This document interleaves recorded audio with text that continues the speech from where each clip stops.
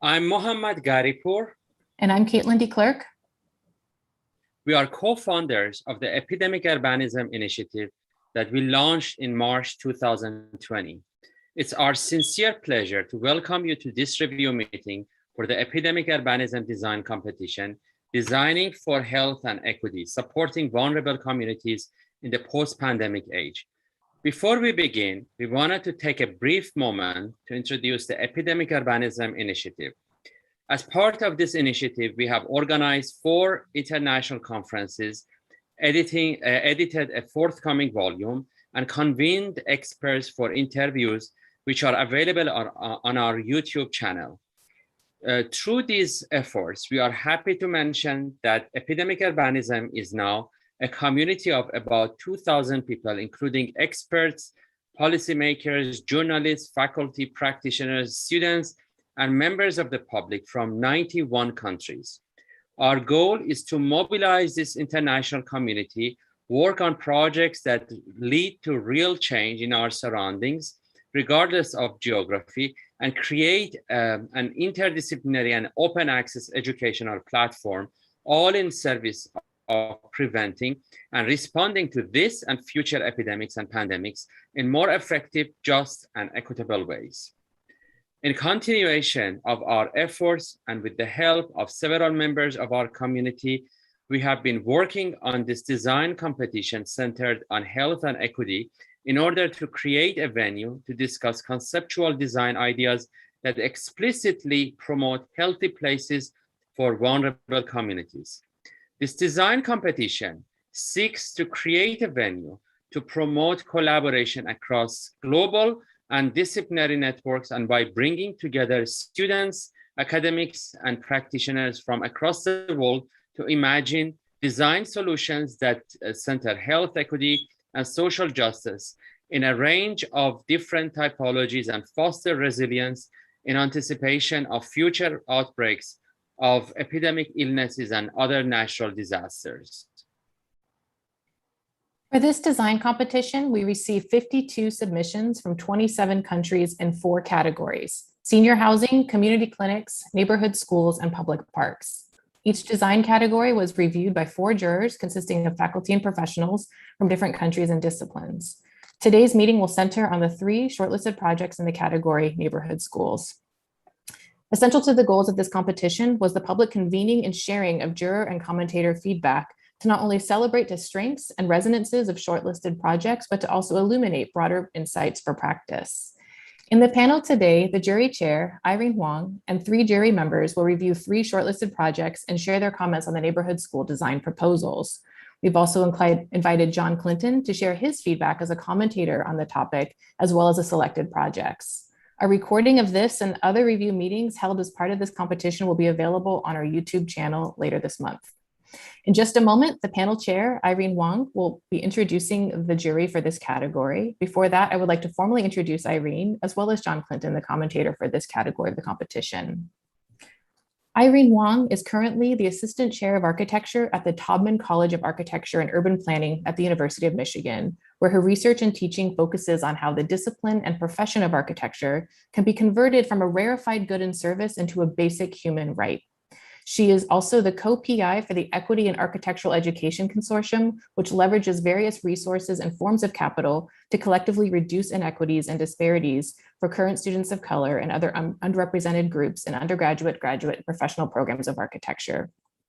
Dr. John Clinton served as interim dean from 2018 to 2020 of the Robert J. Milano School of Policy, Management, and Environment at the New School, a university in New York City, where he was founding chair of the graduate program in environmental policy and sustainability management and associate professor in that program. He co-led the New School's finalist student faculty team at the U.S. Department of Energy Solar Decathlon Design Competition, and recently co-taught the course Remaking NYC Post-COVID, which helped launch the ongoing Remaking NYC project at the Center for the New York City Affairs. We would like to sincerely thank the session chair, jury, and commentators for their dedication and hard work in the last couple of months, especially, and to congratulate all teams, especially those whose work has been shortlisted. With that, we'd like to turn this to the jury chair, Irene Huang. Go ahead, Irene. Hi, Caitlin and Mohammed.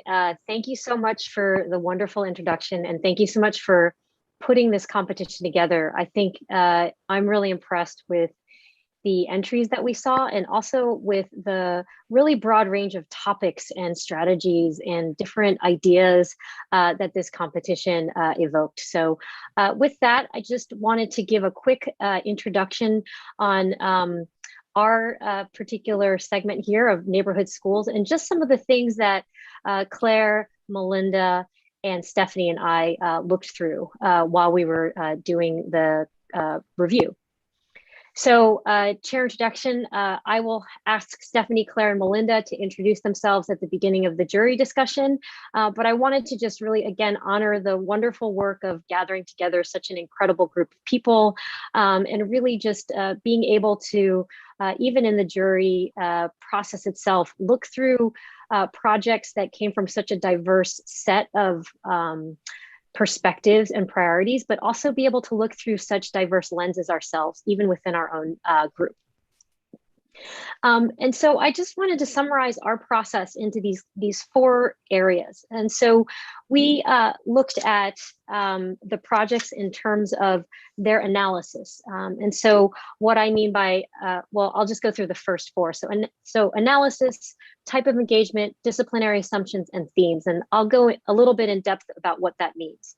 So in terms of analysis, we were really interested in the wide range of how the competition entries looked at what analysis is, how could they situate themselves in the project? How could they situate themselves within the topic of community schools? And so we looked at a wide range of how the analysis was conducted. Was it more a social analysis? Was it more diagrammatic? Was it more kind of traditional and disciplinary?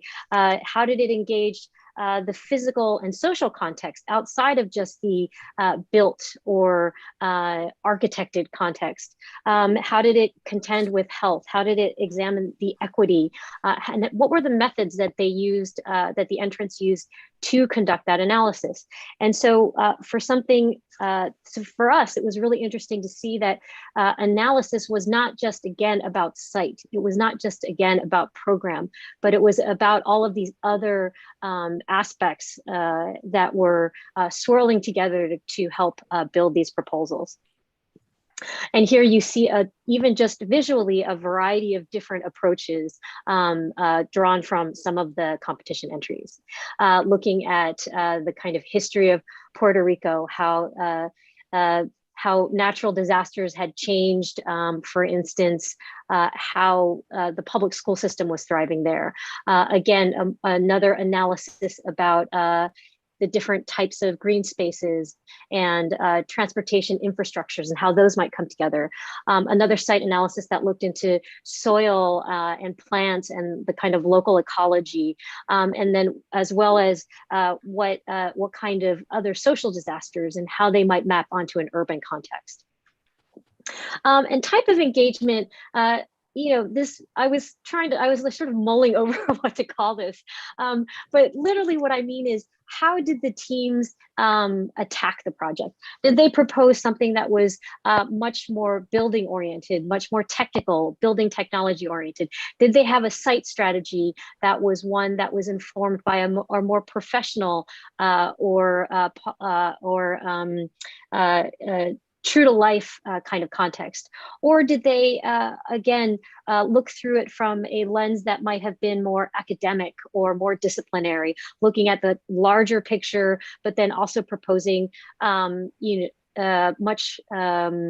maybe pushing the ideas of architecture, but also thinking about, in particular, just the idea of how they were representing their ideas. So in that sense, the type of engagement for us was, how did these projects go from analysis and then propose architecture? And I think for us, that was also a really interesting a part of it. And it helped us also understand and contextualize, were these teams composed of students? Were these teams composed of architects and professionals? Or was there a hybrid team? And that also led us to think through the type of engagement that the projects were putting forth. And then another interesting thing that came out in our jury discussion was our sort of own assumptions, right? So when we were looking through these projects, there was discussion where we looked through them individually by ourselves first, independently, and then came together as a group and discussed things that maybe the assumptions that we brought to the table on our own. So did the projects need to look like buildings? Did the projects need to propose things at a more urban scale? Did the projects need to propose more flexible strategies? Did they have to have a strategic approach? Were projects more importantly about plugging into existing communities or reinventing something from scratch? So there was conversations about, do we have a preference for a tabula rasa? Do we have preferences for certain rendering languages and certain rendering types? Do we have a preference for a more quote unquote thorough project? And what did that thoroughness mean? What did it mean in relationship to what we would do on a day-to-day basis, our own research, our own work, and our own activities within the discipline and also within the profession? And then finally, we were also really intrigued by the different themes that we saw coming through the different projects. And so, oh, I've lost my last slide, everybody. I didn't print the last slide. Okay, I think it's stuck. But in essentially, what we were looking at in terms of the last slide, which is here, and I will hopefully I can pull it up in a second. But we were looking at themes in terms of I think for us, what is flexibility in architecture? What is flexibility in building? Is building permanent? Is building something that changes over time? Is architecture something that changes over time? Also, we were thinking about urban versus rural themes, right? Where does the urgency happen and how does it manifest differently in the urban context versus the rural context? And also, I think for me, what was really interesting was what is learning and where does learning take place? So in our proposals, we saw learning take place in buildings. We saw learnings taking place inside, outside, in the landscape around it, with a community of students, with a community of faculty, but also within the larger community. How did local practices in farming or local industry, how did that also inform how learning took place and what kind of curriculum was available in the schools? So altogether, those pressing issues of the local communities also were bonded together with proposals on teaching and learning. And so that was what the last slide showed a little bit about, but hopefully I was able to summarize that for everyone. So those are the remarks. And with that, I will pass it to, I think we're gonna pass it now to Caitlin for you to play the shortlisted videos. Oh, look, there it came up. There you can see it. So there was something wrong, glitchy with the PDF, but maybe if I just have a second, again, you can see ideas of flexibility, modularity, again, how school buildings are located programmatically, walls that teach, again, embedding, where does learning happen? Where does education happen? And then finally, are these things more infrastructural? So I don't know what happened. It's Mercury retrograde apparently. So we're all dealing with things being a little glitchy. So thank you again. And I just want to thank my PDF for surprising all of us at the end here. Thank you. Now let's see if I can share my screen successfully and to announce the shortlisted projects. Irene, do you want to talk through the names of the 3 shortlisted projects before I jump in? Sure. We have the Thuto Sanctuary, Archipelago, and Learning Ecotone. So we were really excited by all the entrants and appreciated their work. So we really enjoyed seeing all the different projects. Great. Okay, I'm just resharing my screen because I forgot to do sound. Okay, here we go. Here's the first one. Myself, Charlotte Watson, and Shane Crusoe would like to welcome you to the Thuto Sanctuary project. We are both currently honor students at the University of Victoria, where we both also completed our BSc in Architecture and Landscape Architecture, respectively. This project is focused on the neighborhood located in Pretoria, South Africa. Pretoria is located within the northeastern region of Gauteng. The proposed tutor sanctuary is situated within the vicinity of the ODI Stadium in Mongopane, a suburb within Pretoria. Due to a lack of multifunctionality, the ODI Stadium is buried in the landscape, although it acts as a central visual anchor point. Mongopane hosts approximately 37 schools, though these schools function in isolation, offering little after-school assistance. The average South African household earns around 3,000 rand per month. Compared to the income distribution of Mongopane, it is evident that this community is more vulnerable to social, economic, and educational related pressures. Seen through the challenges faced during the epidemic, it is evident that there is a lack of well-established, governmentally funded remote learning services. A large percentage of people cannot afford private daycare, thus limiting the economic opportunities for females seen through the strong traditional roles. The project provides a multifunctional space that is continuously activated throughout the course of the day and week. The educational node focuses on filling in the gaps of education between multiple generations. Articulating this spatially results in spaces that can be appropriated to suit needs. This is articulated structurally through the multi-use pavilions, allowing the built structure to be adopted by the community to suit ever-changing needs. Two typologies are proposed, the multi-use pavilion and the program pavilion. The former provides economic spaces, ensuring upkeep and the use of the site. The latter provides opportunities for skills transfer, resulting in continuously activated and protected spaces. The tutor sanctuary provides an opportunity for the development of new informal economic zones in conjunction with certifying a well-rounded educational curriculum. The fundamental programmatic needs is tied together with green infrastructural principles, making it possible for the tutor sanctuary to function to an extent infrastructurally independent from an already strained municipal service network. This project, at its heart, recognizes that education brings change, and the first step to this is to provide the basic infrastructure for this to flourish.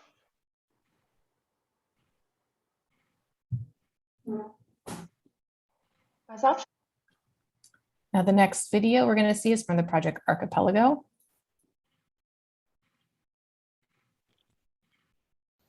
Hello, my name is Masha Lepina. My partner Maria Stoikaska and I have created a sustainable school project. Its name is Archipelago, as the school is divided into mixed-use modules similar to islands.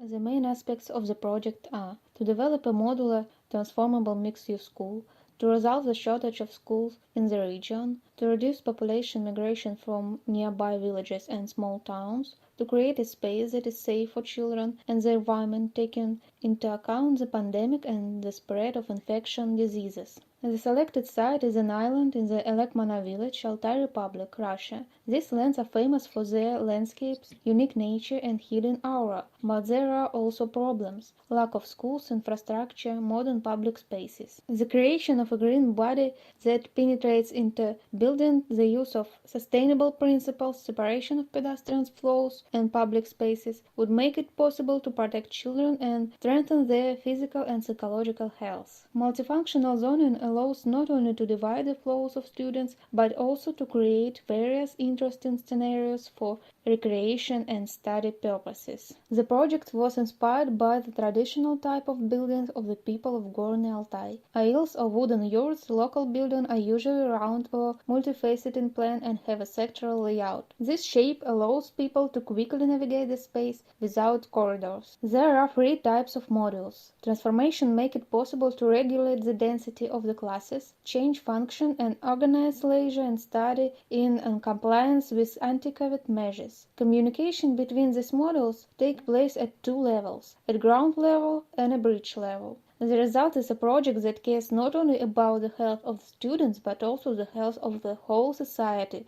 neighborhood and village. Thank you.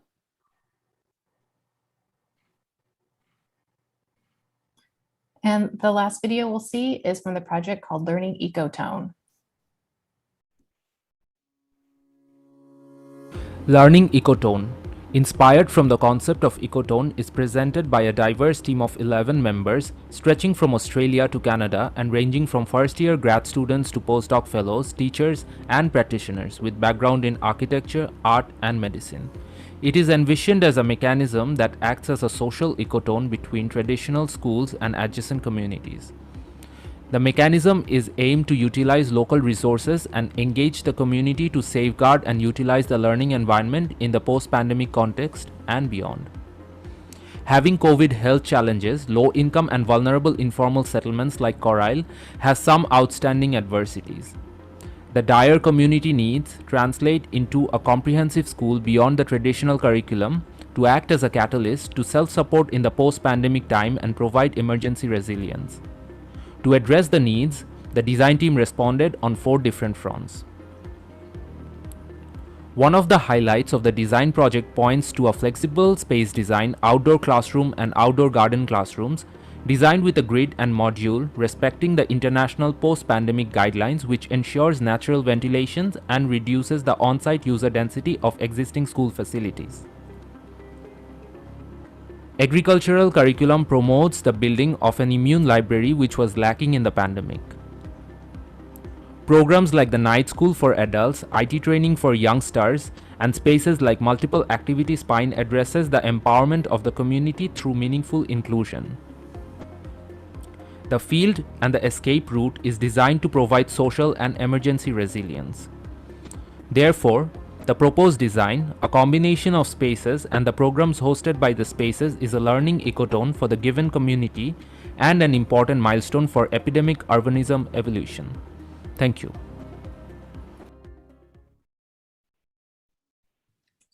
So with that, I will hand this back over to you, Irene. Trying to unmute. Thanks, Caitlin, so much. We really enjoyed seeing those videos. And what I'd like right now is for my fellow jury mates to introduce themselves and give us a deeper glimpse on some of the projects that we shortlisted and some of the things from projects that we saw that may not have been shortlisted, but that we also had incredibly engaging debate about the values and insights that these projects were able to offer. Okay, should I go ahead and start and introduce myself? Yeah, so I have Stephanie, maybe Stephanie, Claire, and Melinda, if you could just introduce yourselves, and then we will go in depth in one particular project, each of us, and that order is Stephanie, me, Irene, then Claire, and then Melinda, if that makes sense. That's what we have so far. Okay. Hi, I'm Stephanie. I'm an architect living in Stuttgart with my architecture office, addressing a lot of school buildings and educational buildings and also kindergartens. And I'm also teaching building typology and design at the Frankfurt University of Applied Sciences. And I'm happy to be part at the jury. Hi, I'm Claire Latané, and I practiced landscape architecture for 15 years in Los Angeles, California. And now I'm teaching and researching in the Department of Landscape Architecture at Cal Poly Pomona. My scholarship looks at school design strategies and community design strategies that support public health, equity, and climate resilience. And I'm also thrilled to be here. Thank you. Hi, my name is Melinda Silverman. I live in Johannesburg, South Africa. I'm an architect and urban designer. I teach at the University of the Witwatersrand, and my interests are urban informality and housing. And I've really enjoyed meeting my colleagues from all over the world and this process, which has been beautifully managed by Irene. Thank you, Irene.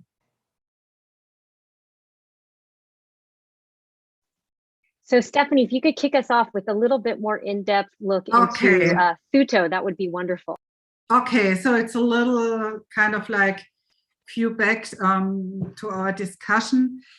We liked the great and intense research at the Thuto project and an absolutely comprehensible idea to convert a brownfield site with the given up stadium into a common ground. The team has chosen a soccer stadium as their project area, the Audi Stadium, 50 miles away from Pretoria in the city of Mapopane. Today, the stadium is visibly marked by decay and vandalism, and the surrounding area is given up. And what we appreciate that the team decided to pick that place, and they sensitively recognize that the inhabitants of Mapopane more, and that's an interesting fact, half of the population is under 30 years old. that they urgently need new impulses and places for educational and economic structures. The old stadium they picked with its surrounding open space has therefore, and they discovered that, really great potential.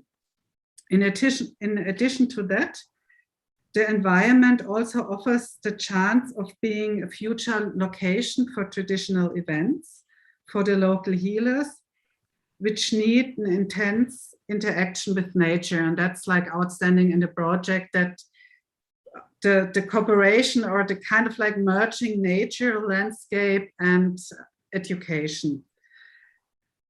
Here, the envisioned idea of combining new interventions with tradition and ritual is outstanding, as I mentioned. The designers solved their self-given task with confidence and virtuosity. The minimal, and we like that they made just minimal interventions. They suggested address all the concerns of the population, different needs, and also across all generations. So it's really a place, a common ground for all people. And the stadium, they suggested, and its surrounding is restructured as a communal space for all inhabitants. Uses are skillfully proposed that meet the different needs.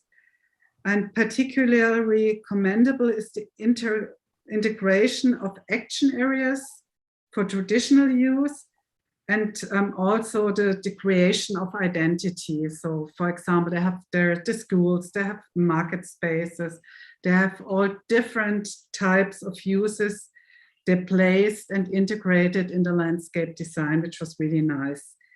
Outstanding is also the offer in the field of education. They proposed a night school for working young people. They also proposed education for all, continuing education, schools for the young children, and daycare centers. We all really appreciate the intensive engagement with the open space, the landscape, and the close connection with the architectural intervention and the merging of interior and exterior spaces. Also, the aspects of the sustainable use of materials and construction are impressive. The decision to use the existing stadium as a source of material is great. They dismantle the old stadium sensibly and recycle the elements for their new architecture. And this is particularly commendable, that they kind of like use the old stadium to create something new, and especially in terms of recycling and reusing. I think it's a really innovative project. And also the building system, like coming down to the technical aspects they developed, is really impressive, because they kind of like they're offering the team a kit that allows different types of configuration, from an open roof structure to enclosed units. Overall, the work or the project is serious, solid, and innovative from the urban scale into the detail. So we like that a lot, that there's kind of like a continuous design in all levels of scale. It delivers a strong concept with a great reality reference. And all this is supported by a really lively representation and elaboration narrative. So yeah, thanks for the team. I think it's a great work, and we had a really lively discussion about it. So I'm finished. My English was not too bad. Oh, it's wonderful. It's definitely, I keep saying it's definitely better than my German. So well, we have a lot to live up to. So I'll take a briefer stance on the Archipelago project. So again, this is the project that approached the Katun River in Elik Monar village in the Altai Republic in Russia. And so I think what really stood out to us about this project, I think firsthand, we had a visceral reaction to the visual communication of the project. There was an elegance and a real proficiency with the visual communication of the spaces and the atmosphere that the entrants were trying to actually accomplished. And so I think what was interesting about this project is this project elicited some debate with us, because on the one hand, we appreciated the modularity of the project. We appreciated the relationship to historical vernacular architectures and local customs that were being celebrated in the project. We appreciated that the project identified a gap in the community, in the locality, and located this proposal on an island in this more rural location that didn't have the type of infrastructures that might have flourished elsewhere. And we liked that there was this idea that you could layer on the modularity, on the flexibility, you could layer on several types of program, and you could also remove traditional things like circulation. You could compact that circulation in the circular partie that would help reduce communication boundaries, and that would create a kind of a literal hub amongst all of these different populations, all of these different programs, all of these different communities. And so I think also there was a nod to the need for buildings to be enduring, but not for a singular function anymore, right? So there's currently a very urgent need for rethinking the building from zero approach, right? The idea that we have a huge investment of buildings now that we can look at through the lens of adaptive reuse, through the lens of recycling.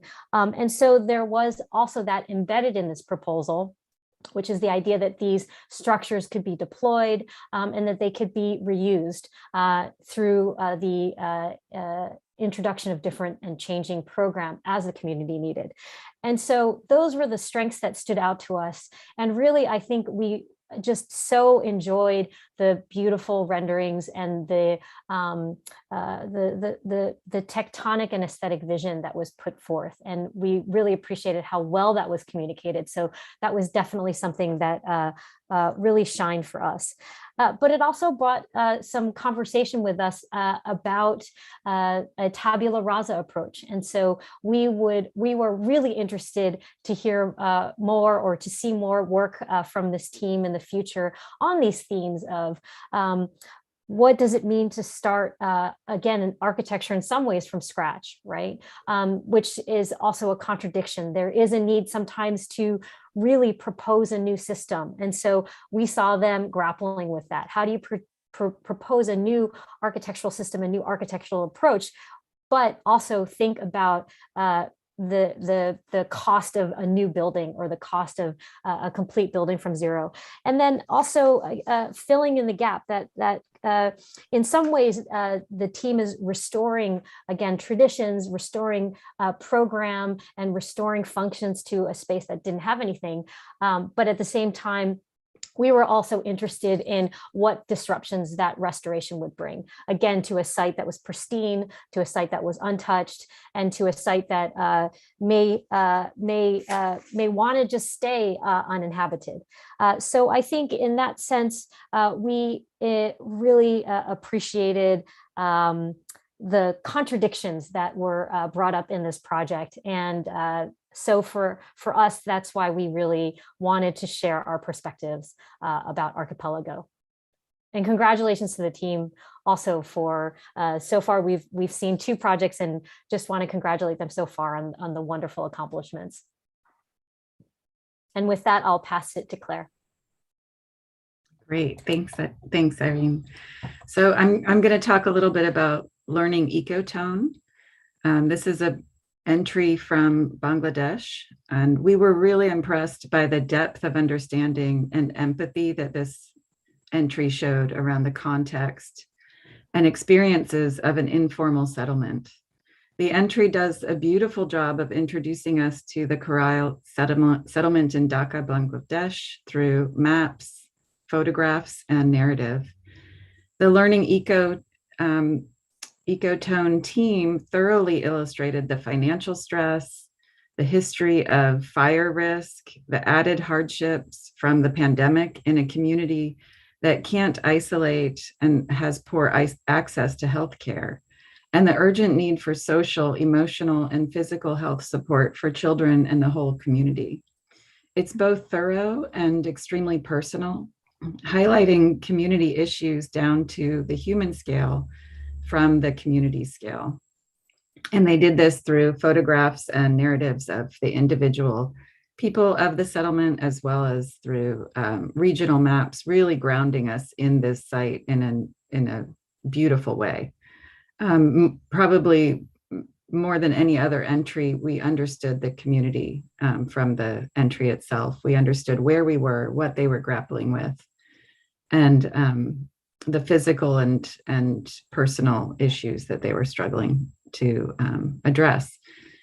This solution here is very much a landscape approach, with their 4 main strategies being learning with nature, which creates a sense of belonging and provides experiential and inclusive education opportunities, which is especially important for students struggling with trauma and learning differences and other special needs.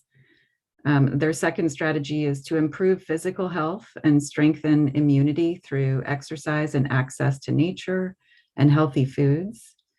Their third strategy, a flexible modular design that can be adapted to different situations in crisis and not. And then a design that provides refuge to this vulnerable community. Really important to note is that their design includes connections to the broader community, both with access to the community and escape routes in case of fire, and providing internet and satellite TV to each household, connecting to the school's existing computer lab for online learning, in addition to providing indoor and outdoor learning on campus. So they really have a multi-benefit and multi-pronged approach to their design solutions. Evening classes provide vocational training for adults and community members. And they show through time how the school site might change. Learning Ecotone really exemplifies the competition's goals to address specific community and health-related needs with site-specific design strategies that promote public, community, and individual health, and promote equity and inclusion for vulnerable populations. It centers user needs and experiences with innovative design solutions, promoting health, all through extremely effective and clear and compelling graphic representation. We want to congratulate and thank the Ecotone team for this beautiful entry.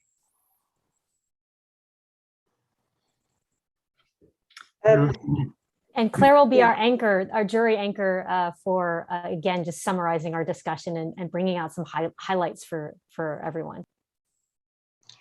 So I want to talk about 2 schemes that didn't quite make it into the list of finalists, but promoted some really interesting ideas. And the 2 schemes that I want to talk about are Kayempisi Community School in Uganda, entitled Tailoring a New Beginning, and the Sejong Moving School in the Republic of Korea. Maybe starting with Kayempisi first, I think what was most interesting about this project was the extraordinary level of completion that this project achieved. It was really drawn and rendered in the most extraordinarily beautiful way. It worked with a local tradition of clothes making out of beautiful, brightly colored fabrics, which were used as architectural elements and inspiration. But it really went down to the level of detail where all of the sort of sustainability interventions, the energy savings, the water savings had actually been quantified. So it really was a most comprehensive submission to the competition. I think in many ways, it was very much a conventional school. It sat within a conventional school site, but it promoted outdoor learning. It created interesting outdoor places where learning might take place. The second project that I want to talk about is the Sejong Moving School. And I think what was certainly attractive to me about this particular project was the fact that it was the most urban of the projects that we saw. It really tackled how we might go about rethinking high density environments in the context of COVID. I think other than sort of learning ecotone, which really tackled a dense informal settlement, but had identified a low density site within that settlement, the Sejong Moving School actually came to grips with high density, multi-story urban buildings and how an insertion, a strategic insertion within a high density context could become a really interesting place of learning. And I think what for me was most innovative about this particular project was the extent to which the entire city was seen as a place of learning. It wasn't confined to the boundaries of a conventional school. So as you moved through the city, through various walkways, both at ground level, at intermediate level, and at roof level, you could learn and could access various amenities of the school. So although these two projects didn't quite make it into the list of finalists, I think there were really important lessons for us to learn from both of the projects and were really both valuable contributions to the process. So thank you very much. This has been a really exciting process for us. So I just want to take a pause here. I know we have some questions and in the Q&A, and I would love to get to them. So maybe this is a way for us to connect to John's commentary, if we can reference that question. But I also wanted to ask Caitlin and Mohammed, because I feel like I'm in an awards show and I'm looking to the directors now. When would be the good moment to announce the winner of the our proposed winner? Is now a good time? Yeah, drum roll, please. Go for it. Okay, yeah, drum roll. Okay, so for us in our jury, we actually were split, and in our discussion, which was the most wonderful process of coming together, we actually have came together and all agree that Learning Ecotone was the standout project for us and our winner for the community schools competition.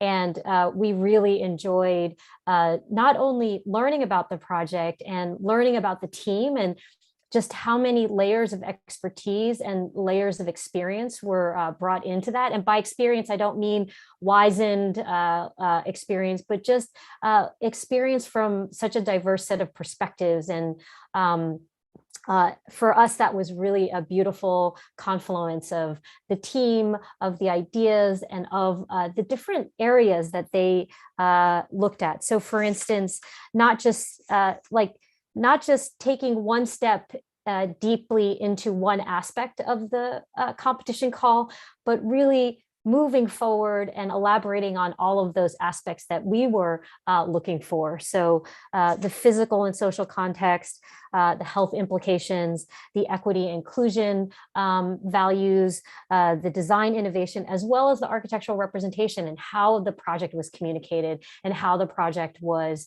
presented. So again, all of those elements that we came together to consider the projects on, to look at all of the different entries. This one was in our mind, after conversation, after checking and looking at our own assumptions, after discussing our own priorities and our own preoccupations, this really rose to the top. So thank you everyone so much, and congratulations to the Learning Ecotone team. We are so excited. And so I would love to pass it over now to John Clinton. Thank you so much for being our commentator today. And I'm so excited. We're so excited, I know, as a jury to hear your thoughts and your perspectives. Thank you so much for thinking about our community schools projects here and thinking about also what we've been discussing as a jury. Well, thank you, Irene, and thanks, Melinda, Claire, and Stephanie for the remarks you just made. It was really fascinating. I did take a look at the project, so it's great to hear in more detail what your appraisal was of the work. And let me also, of course, thank Caitlin and Mohammed for the invitation to be here today. It's as someone who's not a designer, but has worked with designers on a variety of projects over time, it's a lot of fun to be part of a project like this and look at the work that's being done. I'm going to try to step back a bit, provide some context, and talk from the standpoint of someone who isn't a designer, but as I said, has been involved in such projects, to suggest that a design competition can foster networks that can be very crucially important in establishing what is normal from what is experimental, and can also help institutionalize change that takes place as a result of that transformation from the early stages to a more developed one.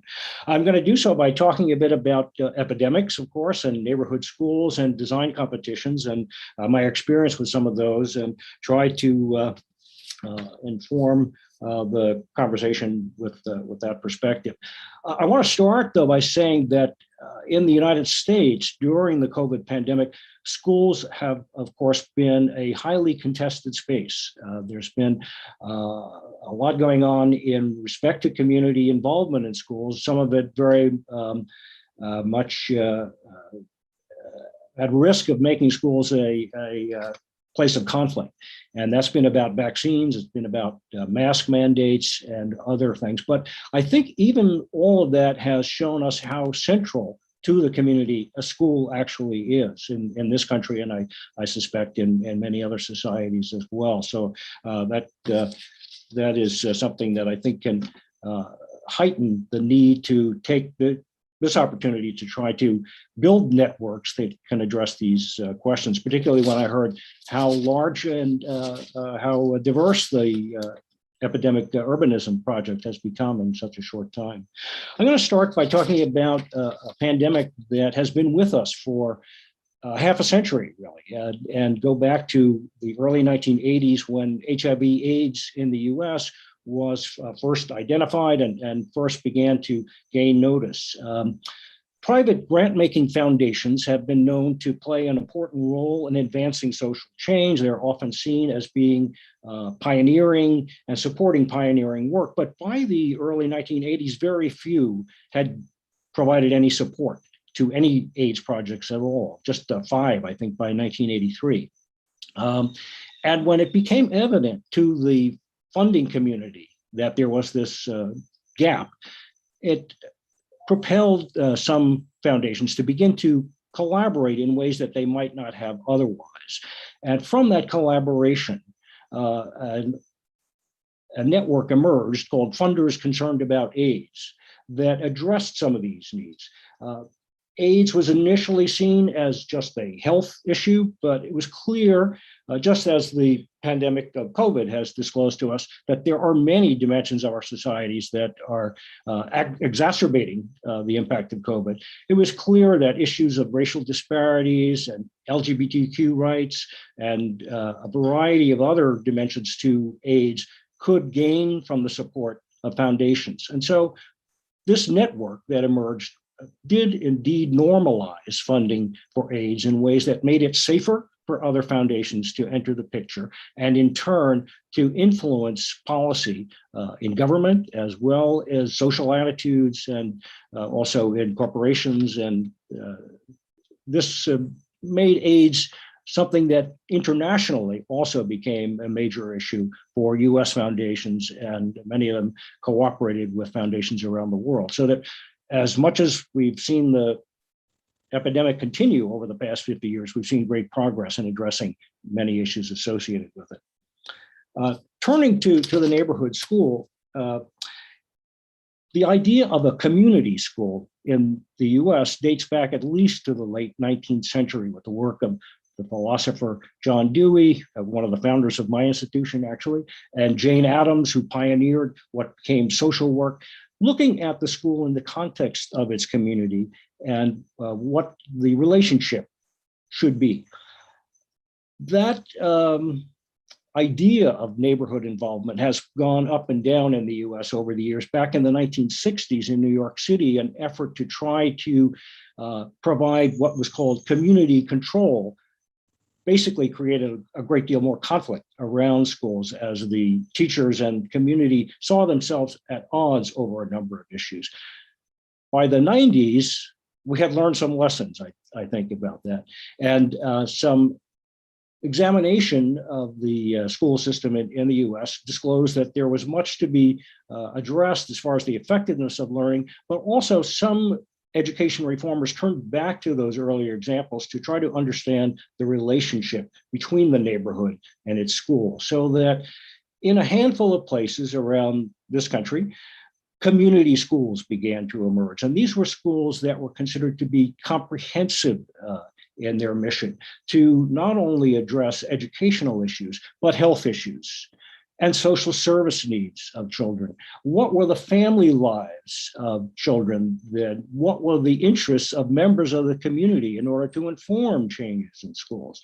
And so this, again, a handful of schools, community school institutions around the country, partnering with local agencies, social service agencies, health agencies, and with universities, began to establish networks that, again, normalized to some extent the concept of a community school, so that in New York City, where I'm based, that number went from about 5 back in the 90s to almost 200 at this point, which is still, there's still a long way to go. There are 1,800 schools in New York City, but that normalization and in turn institutionalization through the New York City Department of Education really sparked the kinds of changes that I think we see in many of these projects, like those that talk about comprehensive education, that talk about the involvement of communities in the school.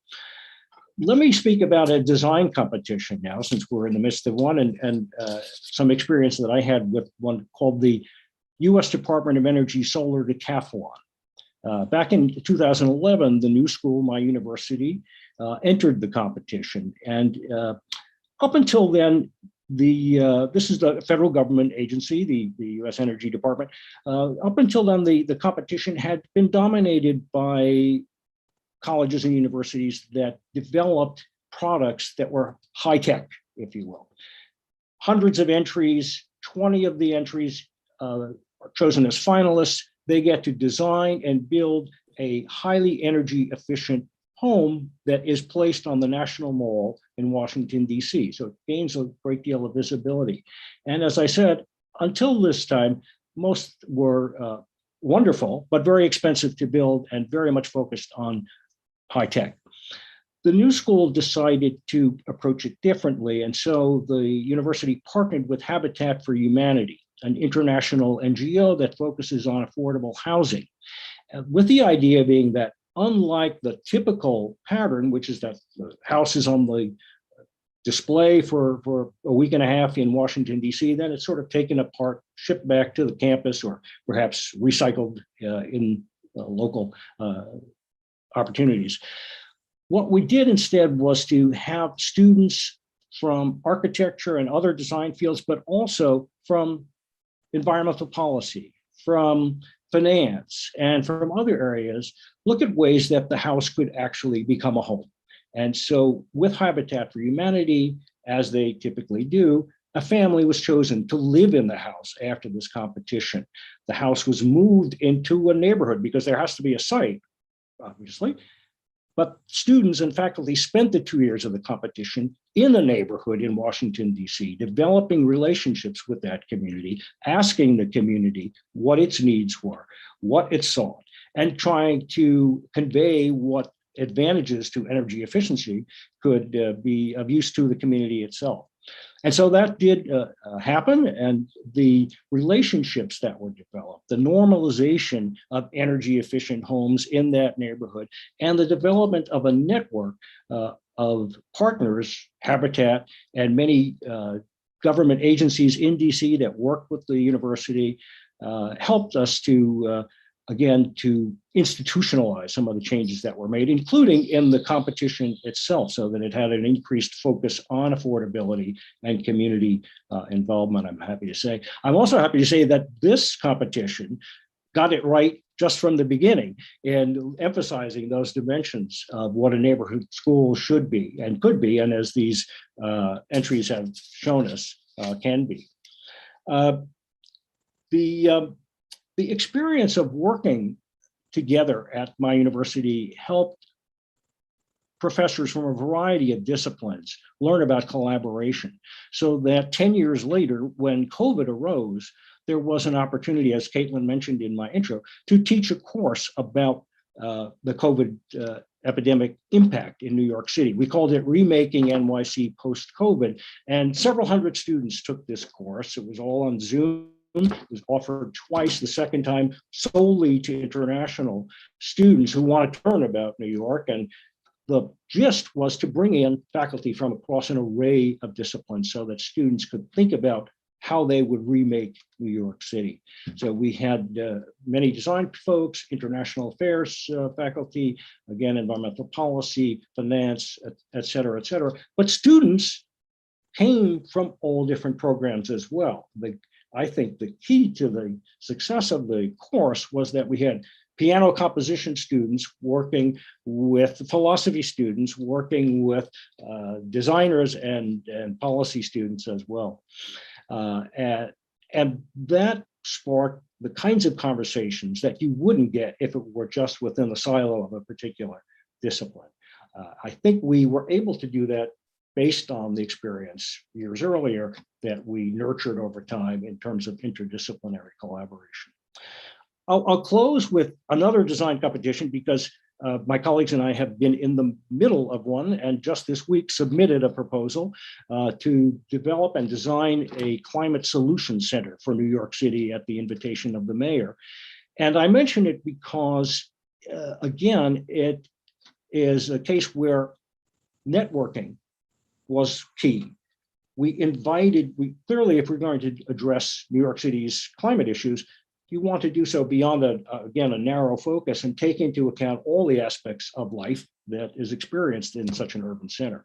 And so we partnered with organizations that we'd worked with over the years and developed relationships with in transportation, in food policy, in environmental journalism, and K through 12 education, of course, as well as the arts and workforce development. And this array of partners joined with us in proposing a climate solution center that would address all of those issues to try to move forward, not only, of course, with climate change, but with the impact of such crises as pandemics, given as you all know, the likelihood that we'll experience future pandemics in ways that we have with this, and with the hope that these kinds of relationships can help us address them more successfully.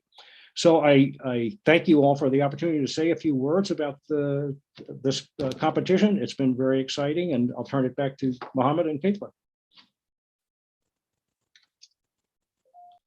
Thank you so much. Irene, I know that you were going to be kicking us off for maybe a discussion, maybe building on some of the questions we received in the Q&A. So if you want to go ahead with that, please do. Yeah, I would love for us to have a chat. I mean, there's a question. I'm gonna bundle this together. I really enjoyed hearing some of John's perspectives, and I wanted to start off with the kind of three things that stuck out with me, and then to maybe relate that to Shmuel's question in the chat. So I think, John, from what you relayed to us, the things that stood out to me, I have these three things written down, are the idea that how you can take ideas and then connect them or implement them in real life, right? So I think that that's something that we saw a lot in these projects. And you were talking about how in your work, there are all these great ideas, there are all these great innovations. And then what is the process of bringing that from converting that into a home, as you mentioned in the project that you discussed, and how you could turn that into a place that wasn't just for an exhibition or just wasn't for a kind of intellectual pursuit, but maybe emerge from an intellectual pursuit. And then how do we take those outcomes and then place them into the world around us? How do we implement those? That really stood out to me. The second other one was about conveying advantages, right? So the idea also, I think, about the competitions is how do you articulate these ideas and how do you connect them to the people or the audiences that you're looking at, right? Or that you're trying to reach. And that also stood out to me as part of this work that we're all doing here, right? So we have great ideas, we have great thinkers, we think about how to implement them, but then what about our stakeholders? What are our audiences? How do we get them to get excited or to even invite us into their communities and into their lives to allow us to bring these ideas to them? And then thirdly, I really appreciated what you talked about your relationships and partners and these different array of across all these array of disciplines and stuff. And so I think to me that also really is interesting in what we saw in the projects and in this competition in general, is that we're tackling these large issues. And so this really connected with a lot of the stuff that I'm thinking about in my work, which is, how do you take architecture that is still such a rarefied good and service, and how do you, transform that into basic human right, or even thinking about things like architectural literacy, right? How do we bring some of these higher minded concepts or more technical concepts and make them available to everybody? And so again, these kind of three ideas of implementation, of communication, and of relationships really stood out to me in your comments. And so I appreciate that. And I think that really links with the question in the chat, which is, what do we see as the future for classrooms? What do we see as the future for teaching? And I think, again, that resonates with some of the things we saw in the competition itself. One of the themes that really drew us in was, where does education happen? Does education happen around the school building? Does it happen inside a school classroom? Does it happen in the community? Does it happen through local methods? Does it happen through international perspectives? And I think in that sense, that was really interesting to me. And I'd love to pose that question to my fellow jury members. Where do we think are going to be the changes in the classroom, or what are some ways that we see the interior of the classroom, the kind of traditional room that we all actually, I think all of us grew up in? What does that mean for the future, especially post-COVID, where even this wonderful discussion and this whole process has taken place with all of us in, I think, 4 or 5 different time zones. And so I'm curious what we think is maybe the future of the classroom, the future of these schools. Love to hear what you guys think.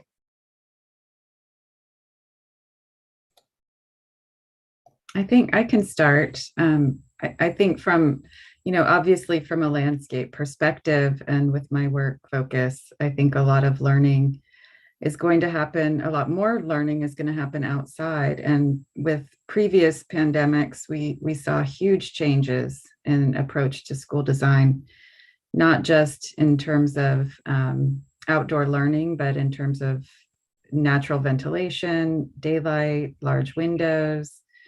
But I think this time what I'm seeing, at least in the US, is a bigger focus on how do we improve schoolyards, K through 12 schoolyards and early education schoolyards to be a much more experiential, nature-based place that boosts immunity, immune system health, as well as starts to address some inequities in access to parks and access to nature in communities that don't currently have that. And I think there's so much opportunity, and just for no matter where you are and what climate, you can develop outdoor spaces that really provide educational opportunities as well as places to be healthy and build community. So I want to go back to one of the other entries that we received that we haven't spoken about because it didn't make it into the shortlist, which was the other entry from Kayam School, which took a really hard look at the corridors that connect the classrooms. So, and what the role that those corridors could play. So maybe the emphasis is not on the classroom that we all know so well and grew up in, but in fact, the sort of threshold, the transitional spaces between the inside and the outside. And that particular project envisaged the corridor space as a market space, as a meeting space, as a gathering space, as a learning space. So in some ways, I thought that was, again, a very innovative project in making us almost turn the school inside out. And really, instead of paying attention to the classroom as the essential architectural element, pay attention to the corridor, the passageways, as the essential architectural element.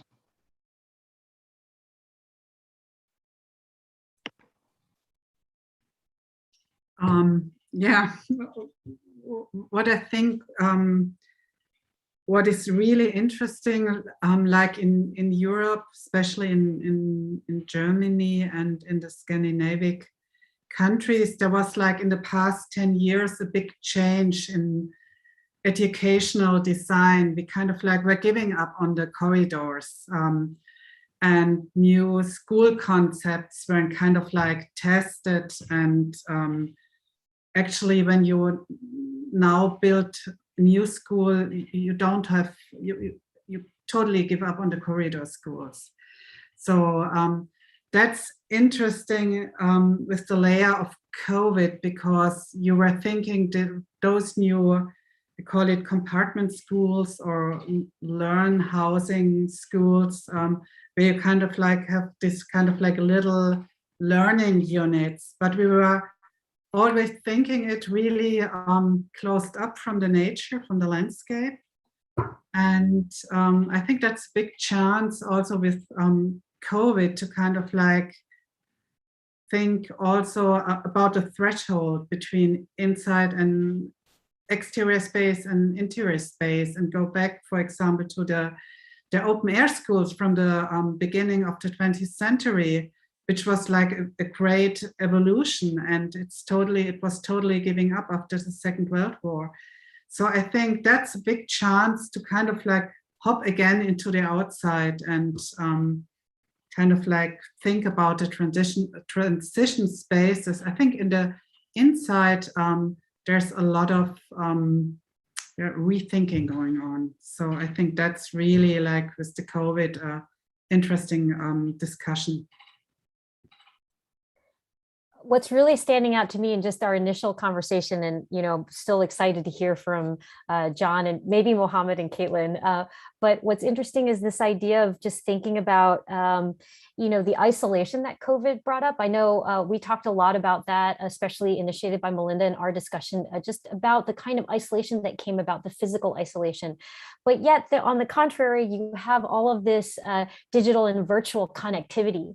And so again, I think the idea that we're talking about the hallway, what is the hallway now? Is the hallway just in a particular site? Is the hallway a virtual hallway? What do these things mean? Does the hallway bridge from one country to another? Again, I think that the idea that we're able to have connectivity at a totally different scale, also in comparison to the isolation we've also felt at a completely different scale, is something that I see as a real richness. And also just from our discussion, what was so interesting about all the different projects is that we weren't always thinking, this is a good project, this is a bad project. This is a good idea. This is a bad idea. This is a fruitful idea. This is not a fruitful idea. And that there weren't these binaries, that there was this whole spectrum of things, that everything was so layered, and that everything was a conversation starter. And I think that that's what's so interesting about the idea of the school, that there isn't a singular purpose, right? Again, that might have been something that we inherited from the Industrial Revolution or from an earlier time, that there was one right answer for everybody. And now I think that that's what I appreciate so much about this community, and also this competition, that there isn't one answer above all else, and there isn't a one size fits all for everyone. And that's been something that I've been thinking a lot about, and really feel it resonates with me, some of the comments here. So thank you so much for our group. And John, Mohammed, Caitlin, what are some things that this evokes in you?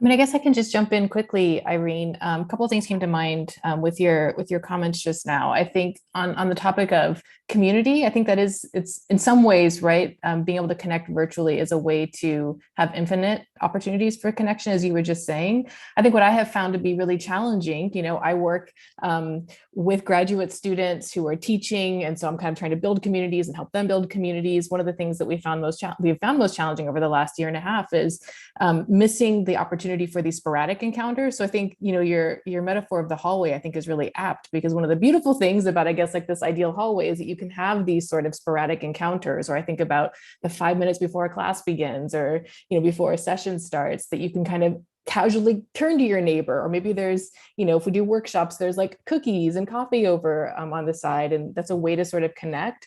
And it's difficult in some of these spaces. We can highly choreograph our encounters, but it does require that choreography. And I do wonder, sort of, how do we think about this kind of these sporadic encounters, or these maybe informal encounters, as part of education, part of teaching and learning in some way, and how do we design for that?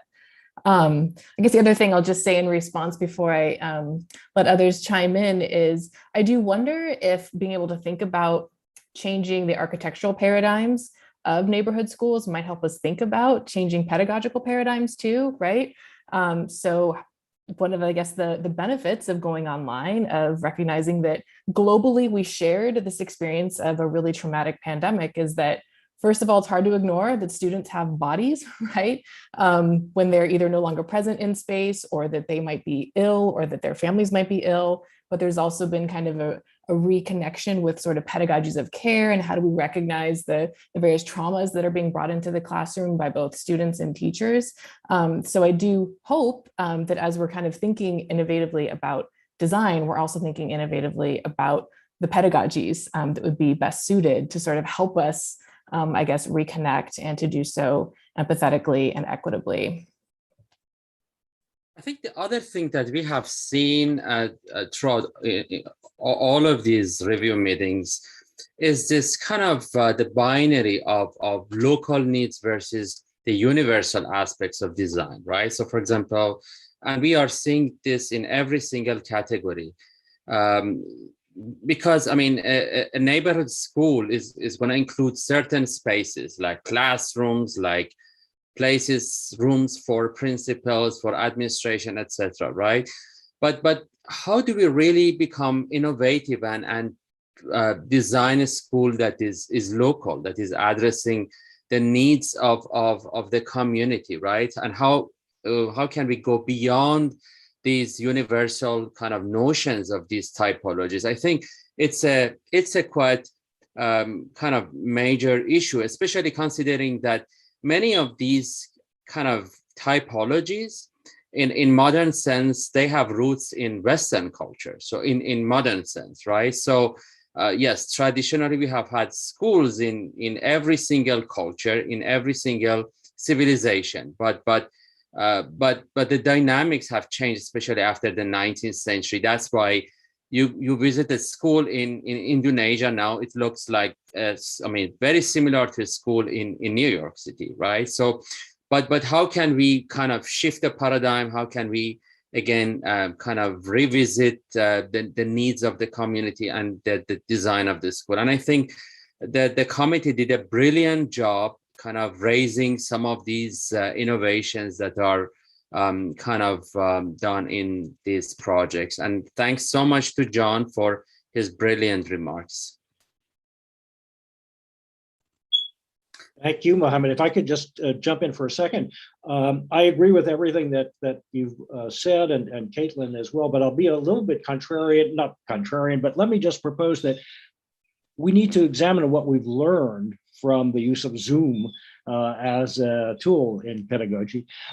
For decades, online learning was going in a certain direction, and of course the pandemic, as a crisis will do, compelled us to look for other tools, and online learning of this variety was of service, had many limitations, and will continue to have many limitations, but I think it behooves us to examine how it might help us connect to communities once we empower communities with the kind of broadband service that they need to use it effectively, and also to use as a tool that can be cross-disciplinary. I know in that course that we were teaching that I mentioned, we had the busiest chat you can imagine, with students bouncing around while attending to what's being said, but interacting with each other in ways that you couldn't possibly do in a live lecture hall or classroom. So that's an area to explore as well, and certainly designers and educators could collaborate to look at ways to make that more effective.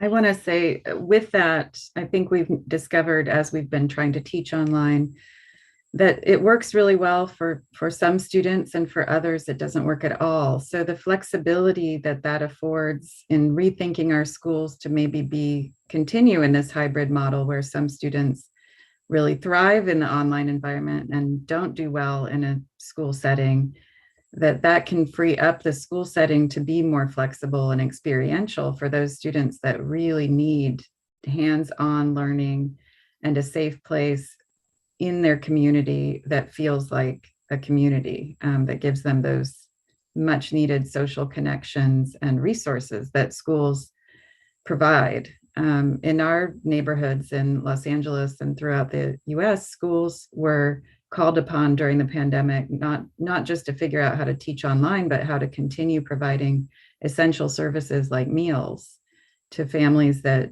didn't otherwise have food security. So I think that we have an opportunity to sort of keep building on what was working for some students while really amplifying what was lost. That home neighborhood or neighborhood school, healthy food, other resources that community schools are providing, like healthcare, mental health care, services, and really think about how to make the schools more individualized and communal through community-led design strategies, inviting a bigger part of the community in to really provide a resilient community hub for not just students, but other vulnerable community members like senior citizens and other people as well.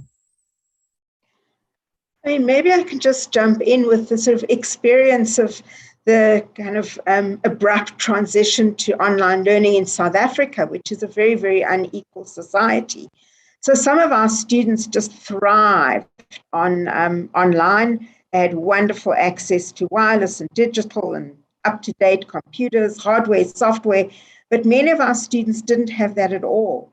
And in fact, they were agitating to get back to university, precisely for the kind of spaces, Claire, that you're talking about, a safe space. Many of them wanted to kind of escape having to do childcare duties, which they wouldn't ordinarily have had to do because now young kids were at home. So in fact, the university became this incredibly desirable place to be. And what it did in our institution is it really upped our game in terms of providing the kind of high-end digital stuff that these kids didn't have at home. So we've really become, up until now, we were incredibly slack about providing digital access because the assumption was you'd get it somehow or other. But now, in the absence of the enormous need to have digital access and the fact that not everyone has it, has meant that the university has played this crucial role as a kind of digital port of call for students who would otherwise not have good access to digital media. So the university hasn't become obsolete. It's become this highly desirable. We had students who were scratching to get onto the list. We were only allowed to bring a certain number of students back. And there was really enormous demand to be on the list, to be brought back to university. So maybe I could end with one last thing for our panel here. Maybe if you guys wouldn't mind sharing with us something that you're working on, or something maybe that you've just finished, a project or a book or some maybe course that would really that maybe in some ways has a resonance with the work here that we've done in this competition. And I would love to hear from Melinda, Stephanie, and Claire, and John, just maybe one way that this competition, the work of that, again, resonates with something that maybe you've just finished, or a course you're working on, or an article, or some kind of research. I would love to hear that and that connection.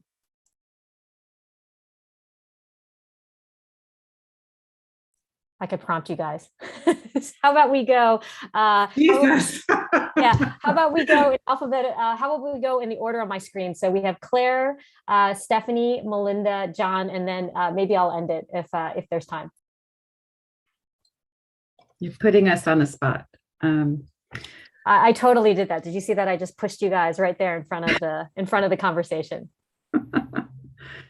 I guess it's a great time to share Schools That Heal, Design with Mental Health in Mind, which is a book I just published with Island Press over the summer, and was strangely timely and sadly timely. But it correlates with studios that I've been teaching for the last 3 years, where we work with communities to reimagine schools with mental health in mind, mental health being the thread that really ties together nicely access to nature, creating a sense of belonging, responsive and climate resilient community hubs. So it's really a book that's focused on showing not just designers, but also educators, community members, students, parents, public health professionals, how to think about schools differently, the physical spaces of schools differently, and how we might think of them as not just individual places to redesign, but as district-wide and city-wide resources spread throughout communities and cities that can really change equity outcomes and public health outcomes and community resilience outcomes. So that's something that's been really exciting for me to work on. Stephanie. Okay. We are working at the moment on a school project at Tübingen, and it was a competition we won. And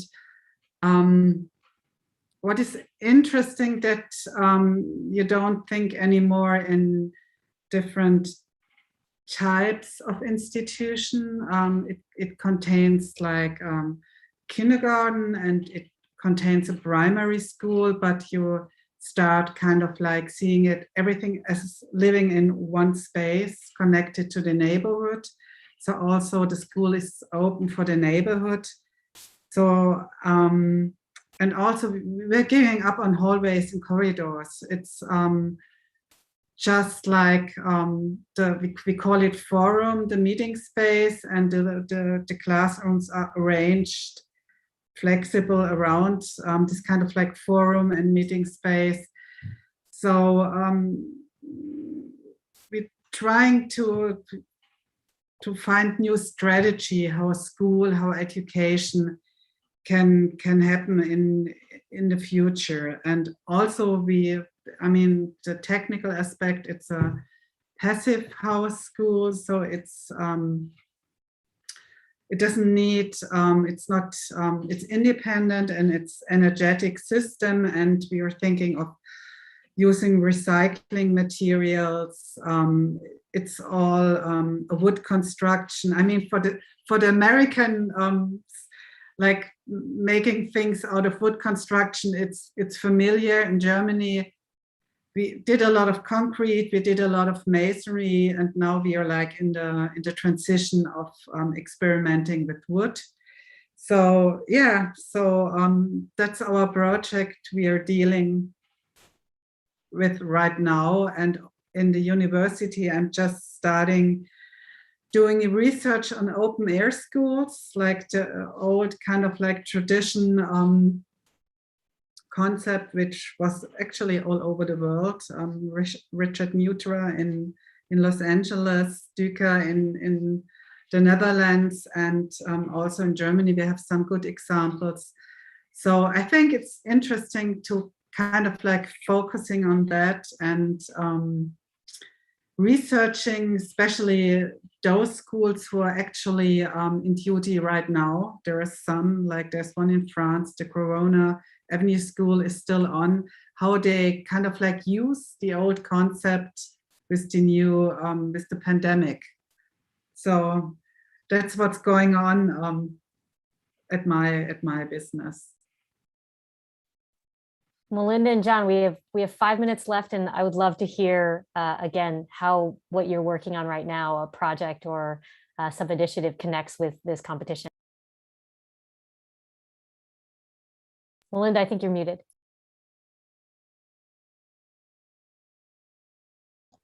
Sandra Felix, my colleague, and I have entered an architectural competition to design a new university building in a sort of small town in South Africa.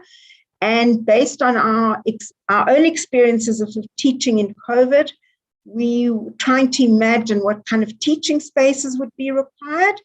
And what we were really thinking about were wired workspaces for these students who don't have good wireless access at home, so would need to come to the university and have places to work.